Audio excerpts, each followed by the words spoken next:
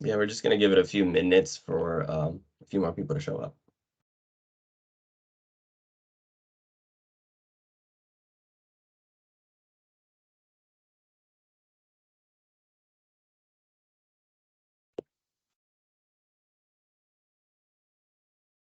While you're waiting, though, do feel free to go ahead and drop your name, preferred pronouns, organization, and what you're excited for about your program in the chat.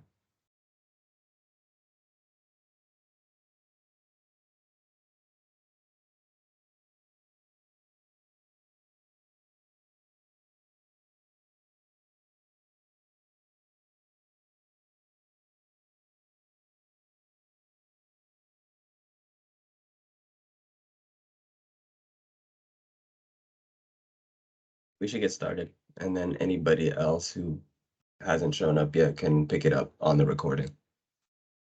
All right, cool. So, hello, my name is Mustafa Bilale. I am the Equitable Communities Advisor at Deal. Today, you're joining us to go through a session on the Equitable Communities Initiative granting process, and yeah. So again, while we're going through the agenda and the objectives, go ahead and write your name, preferred pronouns, organization, what you are excited about for your program.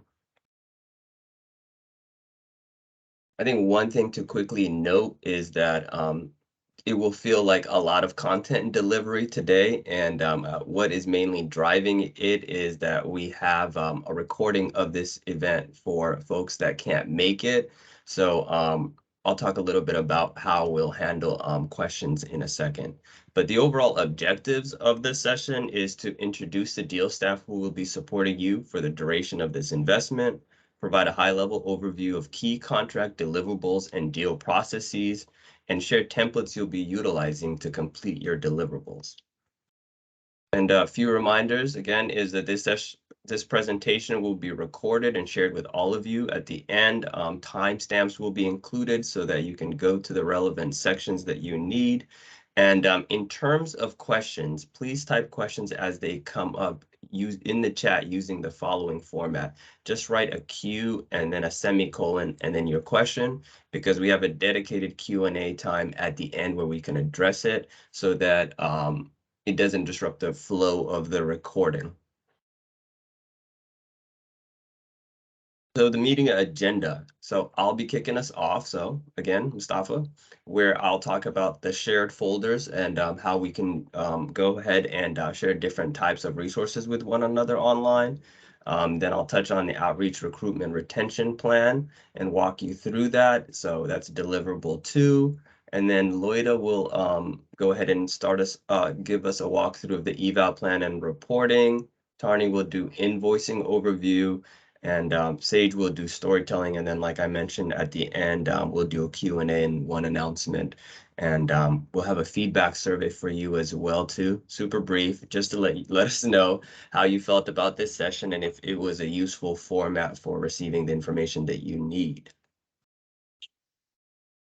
So if you have a copy of your contract to reference, it could be useful because we're going to talk about the various deliverables, but in terms of the resources associated with them. But completely fine if you don't have it. So the first topic for us is shared folders. So shared folders is an ever-evolving thing at Deal. So what the goal in mind is honestly to make it as straightforward and simple for you so you get the information that you need and you can send us files in a way that's secure ultimately. So this time around, we're utilizing Teams. So I haven't used Teams for file sharing with external people, just to let you know off the bat, but I have done some testing on it, and it seems to be proving fruitful overall. But again, this is very much a pilot of how to use Teams with external folks. And the reason I lead with this is because a lot of the templates you'll be seeing throughout this session will most likely reside there. This is a quick overview of what you can expect when you sign into Microsoft Teams. So you don't necessarily have to sign into it. You can also access the web version of it. You don't have to have the app downloaded on your desktop. But overall, it's organized in a set of folders. So each organization has a unique group on OneNote, I mean on Microsoft Teams. And there's a set of folders. Each folder is associated with your deliverables, and then there is an additional folder that has your templates for these deliverables as well. The templates will be the various things we'll kind of touch on today. So you'll find a generic version of it there, and it'll ultimately end up in each deliverables folder as associated. So all of these things will be pretty clearly labeled, but again, I'm always available to walk you through how to utilize OneNote, so it isn't just a one-time preview of this. An additional way we'll be using OneNote outside of resources that we're sharing is also it allows you to keep a calendar and basically a timeline of what's due. And you can always view that as well too in that group.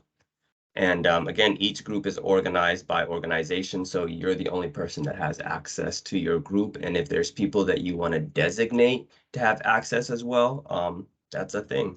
So that's the deliverables that are to do for you. This is just an example one. Getting to the first template, right? So this is the outreach, recruitment, retention template. This is associated with deliverable 2, and it'll be in that template folder. The purpose of this particular template is it supports organizations in recruiting youth to their program, supports organizations in creating processes that lead to strong implementation, allows organizations to reflect on the effectiveness of their current outreach, recruitment, retention strategies, allows organizations to be responsive to needs and eliminate participation barriers. So hopefully it accomplishes all of these things. Again, this is an overview of the template itself at the very top, just so it's easy for me to view. It's the agency, the program name, and then ultimately who within your organization is leading outreach efforts and recruitment efforts. It could be multiple people. Their email, their phone number. Again, this is supposed to kind of get you grounded in a timeline for outreach and recruitment, because you want to start with your program start date, right? When do you want to be ultimately done with outreach so that students can start the program on time? And then we have the recruitment start dates and recruitment end dates. Several organizations that I've spoken with are already deep into recruitment. The other side of that table is the specific outreach goals, right? How many students do you want to ultimately, youth or participants, do you ultimately want to enroll? In your application, you stated a number that showed anticipated number of youth served. So I think that can be a reference point to start, but ultimately knowing that you may be in a different place today. So you want to write that number down and aim for that. And then the next piece is the target number of outreach activities to conduct, right? How many activities do you think you need to conduct to be able to reach the total number of participants that you are hoping for your program? Some programs are very much embedded within the school day and are partnering with schools. So outreach looks very different. Other programs are not within a school site, so outreach looks very different for them as well. Ultimately, that table below is meant to support you in organizing your thinking as you think through outreach, right? What date is the activity occurring, right? We gave you some example activities as well. So activity type could include, is it family guardian engagement? Is it a family letter? Is it a phone call? Is it some other interface with folks' families? Is it social media? A community event that you are tabling at? Is it school outreach? Is it offering program participant stipends, right? Because that can oftentimes be a very motivating force for getting students to participate in programs. Again, and then the next column is activity description. You want to go ahead and give a light overview of what this activity is actually trying to accomplish. And then the resources you'll need, right? Is it various supplies? Is it some people might need a videographer if they're trying to make a compelling social media post? The communication method, is it paper? Is it phone call? Is it online? And then who will ultimately be the holder of this specific activity? This really applies to people that have multiple people dedicated to outreach, right? Is it youth themselves that are already part of the program that are supporting with outreach? And then what is your anticipated number of youth you believe you can reach with this particular post or with this particular event, so that you can later on reflect on the effectiveness of this particular outreach strategy, right? If you're writing outreach activities that reach very big audiences, does it and then you later look at your recruitment numbers, you want to couple that with, where can we change things for next year, knowing that we thought we had high reach activities and ultimately we ended up enrolling less than anticipated, right? Is it thinking about tiers of outreach? Is it one-to-one? Is it small group? Is it, so that's ultimately the outreach and recruitment plan. So please write any questions that come up for you as you are, as you look at this document. So Sage will jump in really quick right now to talk about the different ways that Deal can support outreach as well. Hi, everybody. My name is Sage Liebenson, and I'm part of the communications team here at Deal. And we are available to support you with outreach throughout the grant process. So I just wanted to share a couple ways in which we can help your outreach and recruitment goals. And so we would be excited to amplify, posts on social media. We are on Instagram, Twitter, and Facebook. And so to do that, please tag us at Seattle Deal. We would also be happy to amplify any program information online through our channels, including our quarterly newsletters and blogs. Our next newsletter is coming out October 5th, and the following newsletter will be coming out in January, if that might align with your outreach timeline. Please connect with me, and I'll make sure you have my contact at the end of this meeting. A couple other ways that we can help support with outreach include, leveraging our partnerships with, our city and school partners, if that, makes sense for your outreach goals. And lastly, if you are interested in earned media, we are available to consult, on press releases you may want to write if you want to host an event and try to get media to come and to help share, your program information through their channels. Again, this all, may depend on your specific outreach goals, but we would be happy to speak with you and share any tips and resources that we have to support you in that. And I'll pass it back to you, Mustafa. Thank you. Thank you, Sage. And yeah, again, if you want to incorporate any of these activities that, Sage mentioned within your outreach plan as ways to reach out to potential participants, please do. The next thing I'm showing you is a completely optional tool you can use. So I think, as you think about outreach, and as I'm about to get to retention as well too, is thinking about potentially tracking attendance. And one of the questions in our final report, which Loida will touch on, is really getting at like participation totals of how many sessions and how many total sessions offered and how many sessions students attended. So this can be a tool that can support you in doing that. So I will place this in each one of your folders. It really keeps it quite simple. Participant name. If you're going by a monthly cadence, you can use that, but this is completely adaptable. Session, and then just marking 1 for here and then 0 for not. And ultimately, this is a completely optional tool. Adapt it as you feel. If you already have something that exists that you want to utilize that as well too. But I didn't want to be remiss in not making a resource available in that way. So this very much ties into retention because you must be aware of what participation looks like to think about retention. So this is meant to be a table that gets you thinking about how are you oriented towards retention and really support, because support and retention go hand in hand. The first question asks you, what is a strategy you will utilize to support youth program enjoyment and or persistence? Right? What action step will you take to support that strategy? Right? Describe the steps you'll take to make your strategy actionable. Who will make sure the action items are completed? How will you know if this strategy is effective? Estimated cost and source of funds, right? If it's dollars associated with it, right? In many ways that people oftentimes stay attuned to retention is by feedback surveys, right? I've heard from several organizations that they're already deep into focus groups and already solicit young people's feedback in terms of their programming, right? And making sure that there's nodes for feedback throughout programming. If that's, one way you're thinking about retention. Money's a great motivator. Some programs really pay youth to attend their programs, and youth are motivated by that, right? And then I think one key thing about that strategy column is program enjoyment, right? Feedback really is to let you know if students are enjoying the program and how you can adjust programmatically.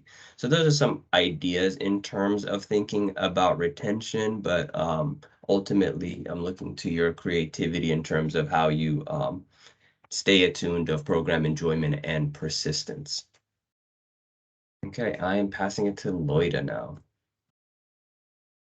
Thanks so much, Mustafa. Welcome, everyone. I'm going to be going through our evaluation and reporting plan deliverables.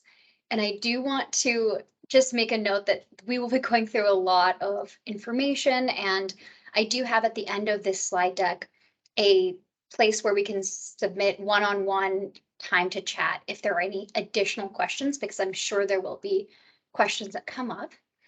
So if you go to the next slide.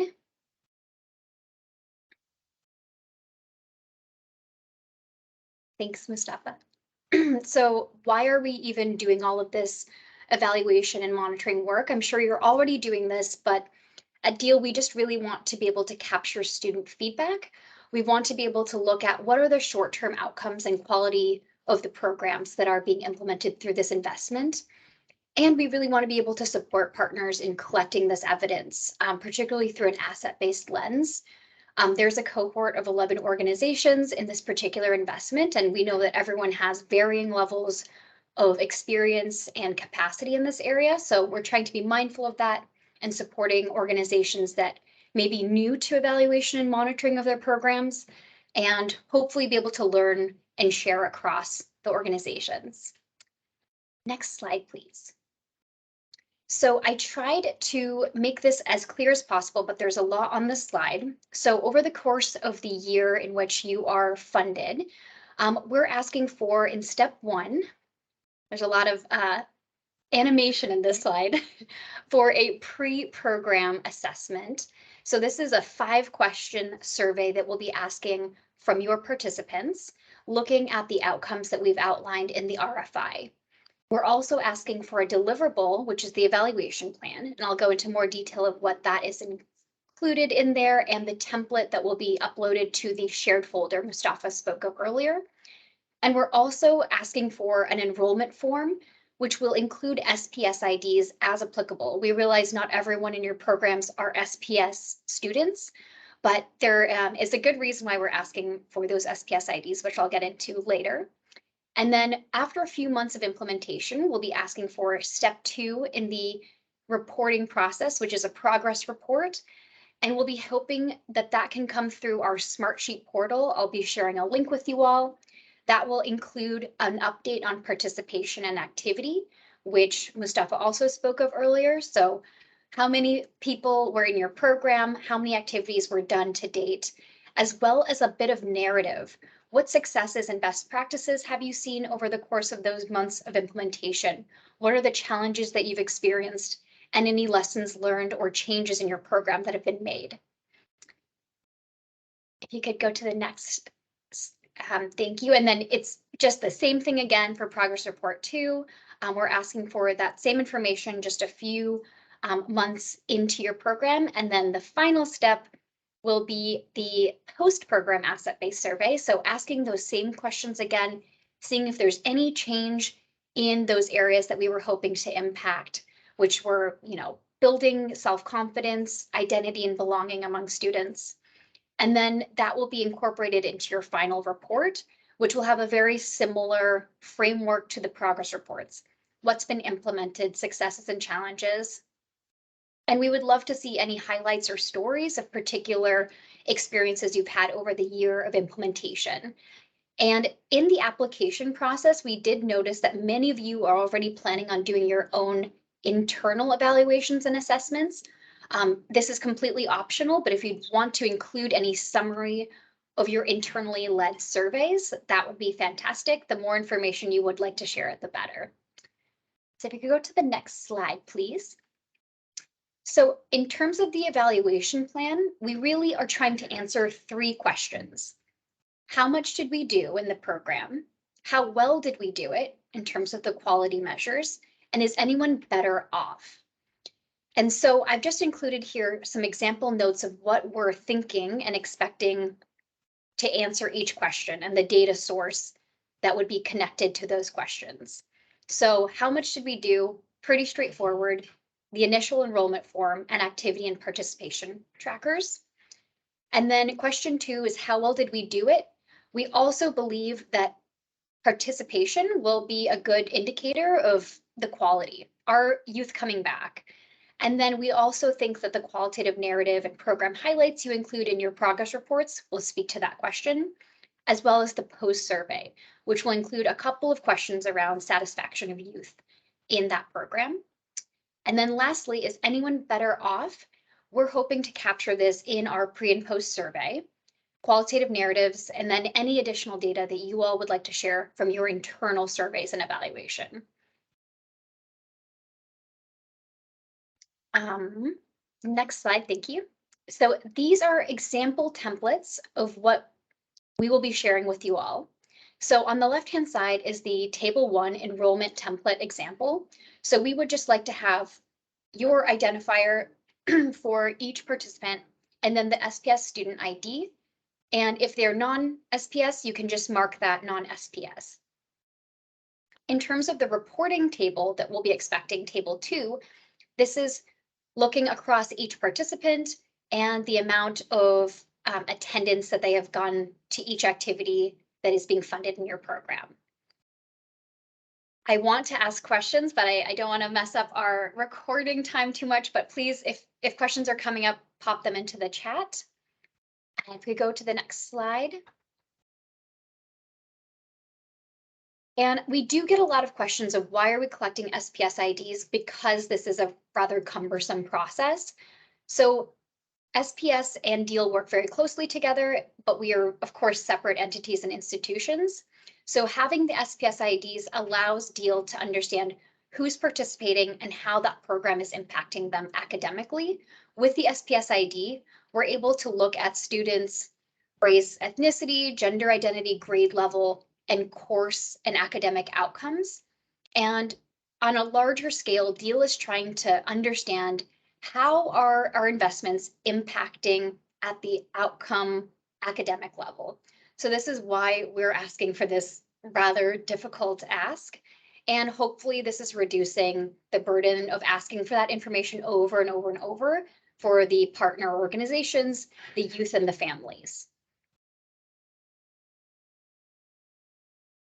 And I will be sharing with you all how to set up this data sharing agreement. We have some boilerplate information with DEAL, and I'll link that DSA document in the templates. And then all we do is just ask for that enrollment form to be uploaded to our secure site. We want to make sure that we have data security in place.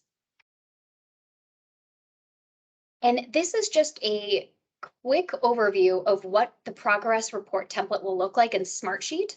So as I mentioned earlier, you will be getting a link to this form, and it essentially asks what's your organization name, the quarter or timeline in which you are reporting, and then uploading those attendance and activity trackers and writing in successes, best practices, challenges, lessons learned, and any ongoing support issues which you would like DEAL to step in and help you with.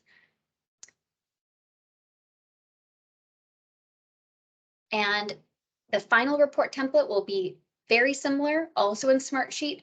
The exact same thing with the addition of program story highlights and the outcome measures to try and answer that question of how do you know anyone is better off? And we'll go to the next slide. So this is just an example, and I'll be sharing this with you all in the coming week.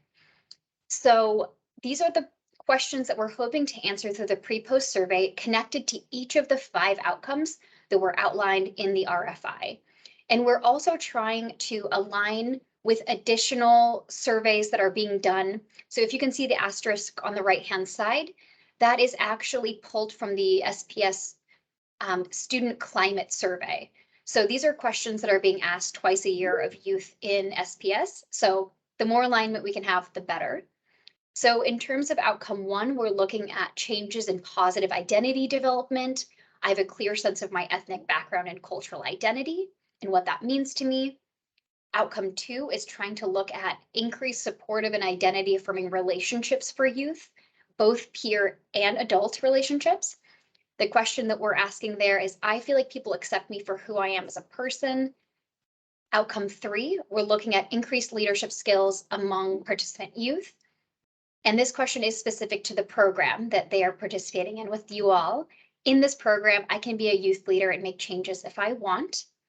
Outcome 4 is around social emotional skills. And the question we're asking is if they understand themselves, which is a little bit vague, and we will be providing some guidance on how to do these surveys. And then the last question is around increased access to safe space.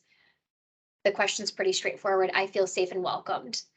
So we will be looking at these asset-based measures from the time before the program starts to the end and hoping to see some changes across the participants. So I just want to pitch again, I will have the one-on-one sessions available. Please book a time with me if you'd like any help on that. And I will be following up with you and hopefully meeting all of you one-on-one at some point in the future. So I will now pass it off to Tarni, I believe, is next. Hi, everybody. I am Tarni Sheldon, and I'm the Senior Grants and Contract Specialist. And what that means is basically I'm the person who does administrative stuff in contract production. So a lot of you have met me via email as your contract has been in production and getting signed. And then I also am the person who's going to follow up with you for invoicing. So every time you have an invoice, you'll email me or your other grants and contract specialist, who is Megan Jackson. She's not here. We'll talk about who's assigned to which agency in one of our slides in a moment. And you'll also make sure to CC Mustafa because he's your program person here at Deal. So next slide, please. Just want to go over some basics. I'm sure you guys have invoiced before, and so this is just simple overview of steps 1 through 5 as I see them that just kind of makes things clean and smooth. So first off, number 1 is creating an invoice calendar, and that's pretty much tied to what's in your shared folders already. There's going to be some calendars about when deliverables are due, and invoices basically can follow that same calendar. Number 2 is to complete those required plans and reports and all the deliverables and upload them to the site that Mustafa and Loida have referred to. And number 3 would be to create an invoice before the submission deadline. So you've got the invoice ready to go, and as soon as those deliverables and reports are uploaded and on that site, then you can send off the invoice and make sure to email me as well as Mustafa when you send that invoice. But prior to sending that invoice, I've gotten ahead of myself. Number 4 is to review and sign and date the invoice. Sometimes I get invoices that don't have all those just last little buttoned up components. Make sure that that's there. And when you submit it, if you could submit it, this is step 5, as a PDF. It just makes it so that if I receive the Excel file, it's like I could change anything I want. So save it as a PDF and then send it to me. Not that I'm going to change it. And that's step 5. So let's go ahead and go to the next slide, and I'll talk a little bit about our invoice template. I know this is a little bit small on your screen, but I'm happy to also do one-on-ones if you're not quite sure. I will point out, though, if you can look at the center part of this invoice, there are 2 columns that you're basically going to be responsible for filling out. One is the earned this period column, and that's kind of in the center. Each deliverable has a row, and then that earned this period column is where you're going to fill in, say you've completed deliverable number 1, you're going to fill that in to earn this period. That's what you're billing for this invoice. Anything that you've completed can go in that earn this period column, and it will total up. Once you've billed the first invoice, you're basically going to save that as, so say you turn that in November. So then you would save that invoice, and then the next invoice, you're going to move whatever you earned this period in that invoice number 1 that you sent, and you're going to move that to the previous column, which is called less previous. That means what you've already billed for. And so you're going to just manually move what you've already billed for in the previous invoice over to that less previous column, and then put in your new things in earn this period. So you don't want to like keep the cumulative in earn this period, because then you're just like double billing and triple billing and so on. So just always remember the less period previous and the earn this period are the 2 columns you're working with. Other than that, the other columns like have formulas in them, and they'll automatically do all the balances. The only things you'll need to fill in is up in the upper portion on the upper right, there's today's date. You can put an invoice number. It's nice to have them be consecutive. For our auditors, want them to be consecutive, but if you have a different invoicing number that works for your agency, you can, and I'll just call them something different for us. The invoice period is usually the month that whatever your deliverable is was due, and so you can say November.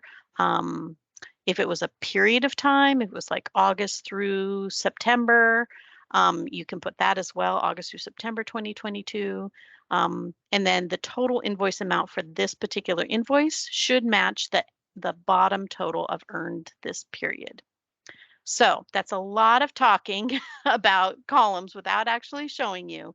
So if you get confused when you actually get your invoice template and you're filling out your first one, feel free to just send me an email and say, can you walk me through? And I'm happy to tell you what goes in which column, and so that it can go be clear. And then you're going to type your name. For the signature, you can do an e-signature if you have an internal like Adobe sign or something. You can do that with whoever the signatory is, or some people just like do a fancy font and it looks like their signature. You can do that and type that in, or some people cut and paste like an actual signature image into that bottom center authorized representative signature, and then you put the date that you signed it. And then of course you save the whole thing as a PDF and email it to me and Mustafa. Next slide.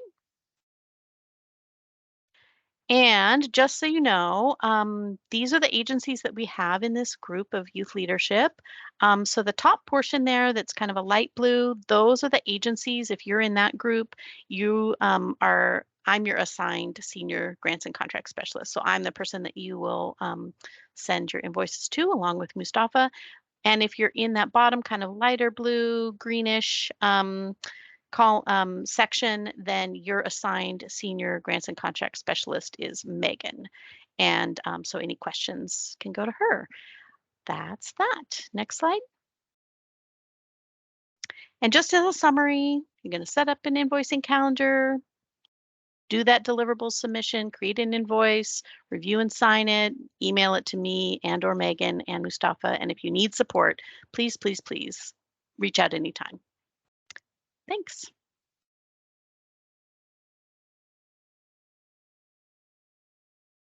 All right, so I'd like to take a couple of moments to talk about storytelling. So if you would go to the next slide, please. All right, so throughout the grant process, our team is available and excited to support you in highlighting your work and your programming. So at any point, please feel free to reach out to me, and I'll make sure you have my contact information. And I'll also check in with you a few times as well. So I wanted to take a few moments to let you know the channels that we have available to help highlight your work. So again, that includes social media, blogs, newsletters, and earned media.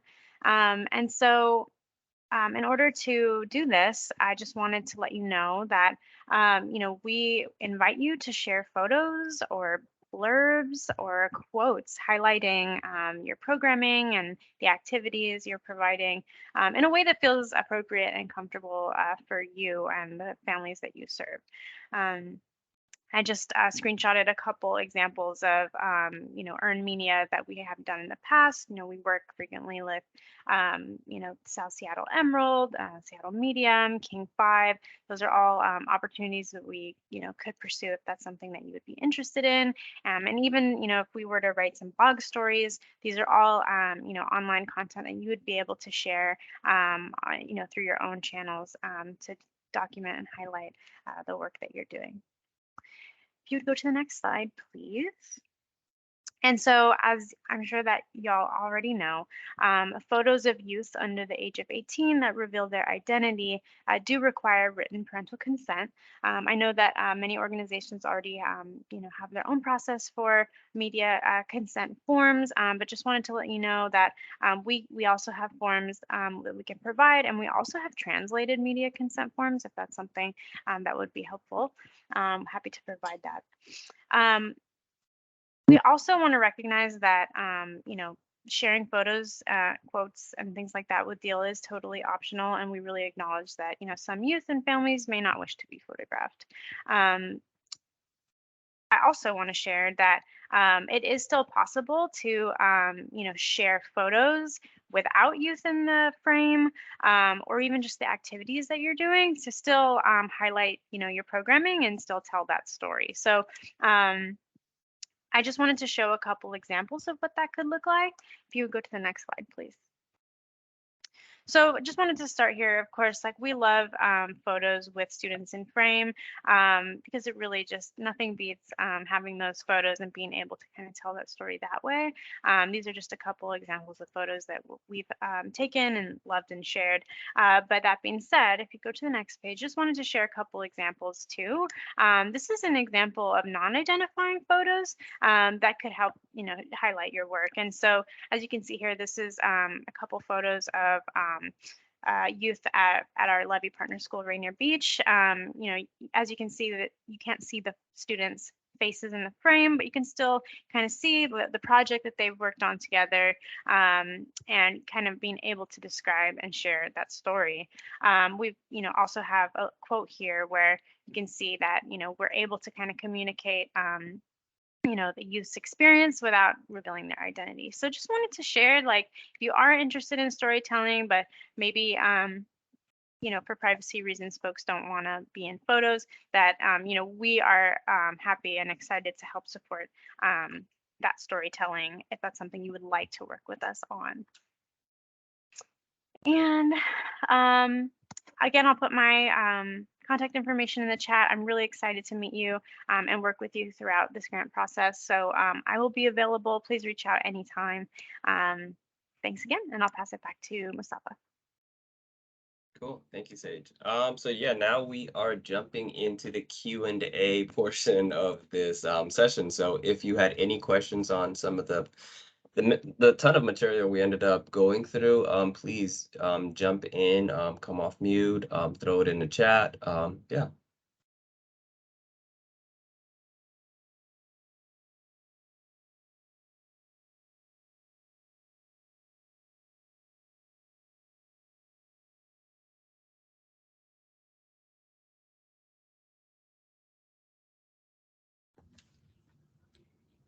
Hello, everybody. This is me, Livia Pacheco, speaking from Movimiento for Latino Seattle.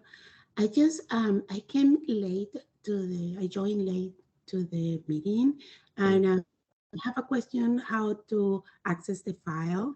How access the file where all the informations for our organization it is? Like if I want to go to the template to the invoice, I want to where it is that located. Yeah, so you'll be receiving an email today from me letting you know that you've been added to a group. So it'll basically say DOE, Department of Education, underscore, and then it'll have your organization's name. So it'll have MAS, Movimiento Afro Latino, Seattle. And from there, you'll be able to see, there'll be at the top bar, it'll be some files, right? It'll be like posts, files, and then it'll have an additional like planner board. So that anything that says files on it, it'll just be a foldering system that's pretty straightforward. I think I can go ahead and share my screen and just kind of quickly preview for you what that can look like. Give me 1 second. Let me stop this presentation. I'm curious to see if this ends up being a good idea. You get to see my desktop. Yes, we did. All right, let me see if I can do this discreetly to show you what it could potentially look like. So this is my lovely Teams app. And from here, you'll see that it'll say DOE and then the potential organization. So here, for example, it'll have files. You'll say, these are the 6 deliverables that you'll be inputting. It's just really folders. And, you can just drag and drop your invoice if you want in there. You can drag and drop the proof. So for example, this deliverable one of program staffing, go ahead and throw any offer letters in there as well too. But for some of you, I'll be meeting with people to confirm that they are, staff you are maintaining for this particular program. So yeah, it's definitely that. It's an easy way for me and you to share files securely.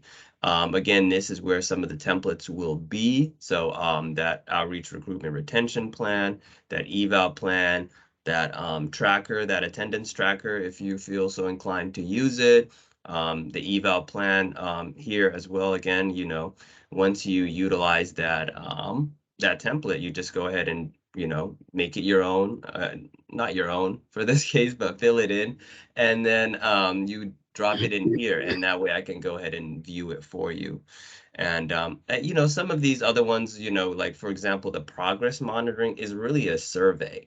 So if anything, I will be occasionally updating some of these folders for you for posterity reasons. I'll take a screenshot of your survey results and just have it in there for you to refer back to or for myself to view. It's really just to kind of organize the different files that exist between us, because otherwise it would be emailing, it would be OneDrive.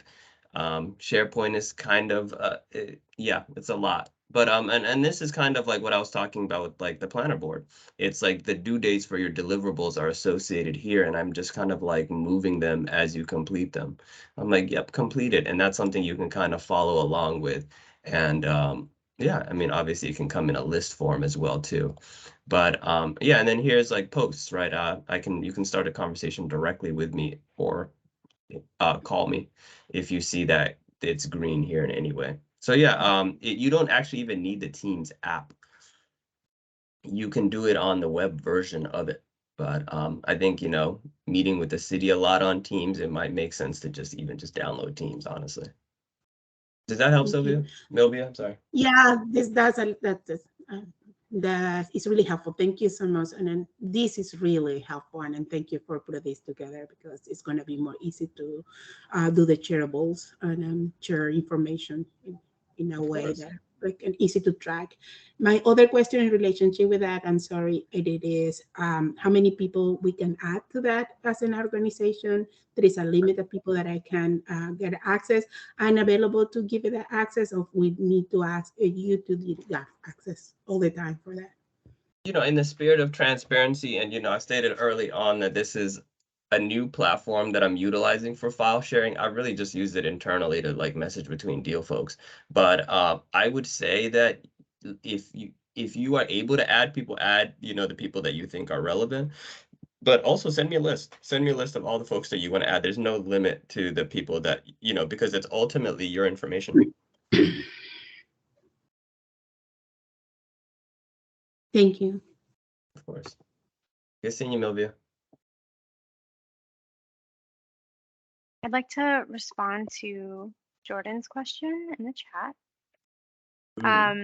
Jordan had asked, just to clarify, if we have our own photo release form that we use internally, do we also need to use the deal form? It's a really great question. So it depends on how you plan to share and publish the photo. So for this grant process, using Deal's form or language regarding media consent is not a requirement. So that being said, if you would like to use our form or even just a paragraph in your media consent, we would be happy to provide that. But it's just not a requirement. So in terms of making sure that families have informed consent at the end of the day, like that is what's most important. We do need to make sure that if it's an identifying photo of students, like I went over earlier, we do want to let the parents know that your organization and Deal, like we would be letting them know we would be asking for their consent for both of us to have the photo and share it. That being said, if you plan to take photos, and use your own media consent that does not include Deal, and if you were to like post it on your social media or your website, for example, once you post that to the internet, like it becomes public information, right? And then that's something that Deal could share and amplify without, media consent for Deal specifically, because it's already become public information. So that being said, I know it's not like a super straightforward answer, but so it kind of depends, and we'd be happy to work with you on that and make it as easy as possible. I definitely want to try to avoid having parents or guardians sign like multiple forms. So whatever is easiest for you, we'd be happy to help support. And I can talk more individually as well about that. Thanks for your interest in storytelling.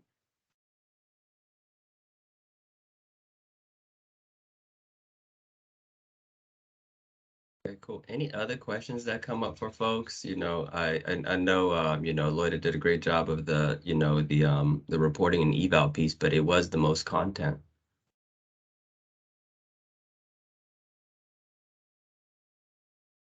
Mustafa, I had just one quick question.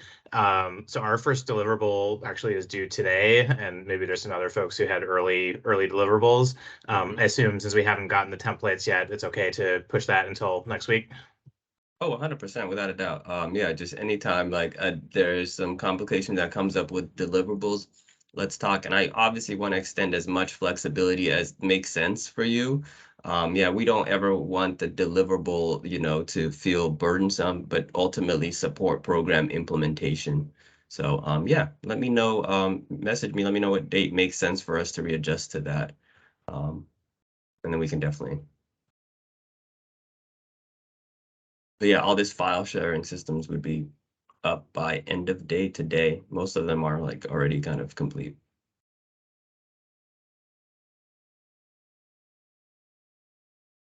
And I just wanted to flag that I put in the chat that as you receive the templates, I'm sure that questions will come up once you actually see what you have to fill out in more detail. And next Thursday, the 6th, we will have an office hours where we'll just be there to answer any questions that may have come up after you've reviewed those documents. It's from 4:30 to 5:30, and you probably have received an invite to that already. Yeah, so it's a time to really, I'll definitely be in attendance. Lloyd will be there. So it's a time to just ask any and all questions related to what we've covered today. And yeah, we can go ahead and just support you in getting any documentation completed or getting anything set up. But obviously, there's other times to meet with myself or, some of the staff supporting this work to get the support that you need and feel smooth. Yeah. So again, our contact information is here. Mustafa, Bilal, you worked with me on all the scope related work and the deliverables table. And then Lloyda is really is the lead for everything evaluation, plans, reporting, data sharing, anything performance and evaluation is Lloyda. And you can tap into her brilliance by, emailing her, setting up a time, and then Sage as well too, brings her comms expertise to really support you in storytelling in ways that feel organic and make sense to you for you. So yeah, if we'll definitely hang out on this call. If there's any additional questions, Sage, do you want to make that announcement quickly about our event before I tee up the feedback survey? Yes, thank you so much. So before we close out, I just wanted to invite you all. Next week, we're going to be having a partner appreciation event at New Holly Events Hall. And it's just going to be an opportunity to bring together all of our community partners. Have some good lunch and get to know each other. There's going to be plenty of time to connect with all of the community partners in our network. And I just want to share some appreciation for Milvia, who helped co-design this event. It's going to be really exciting and fun. So I'll make sure you have the invite, and if you have time, we'd love to see you there. Thanks. And then lastly, the feedback survey. So trying out the info sessions to see if it's a nice format to consolidate some information sharing for you and for you guys to engage with us and ask questions back and forth. Ultimately, we want to see if it was useful for you and if you'd ever come back to this again. No, but yeah, go ahead and use this QR code here. To scan this QR code to open it up on your phone, or click that link, that bit.ly link right there, or you can't click it, so I lied, it's in the chat. Now you can click it, and yeah, give us a little bit of feedback if you have time. And then in terms of, we did finish a bit early, so I am definitely going to be hanging out. I don't know if other folks want to hang out, catch up, and yeah, I'll definitely be on the call, and I will stop recording now.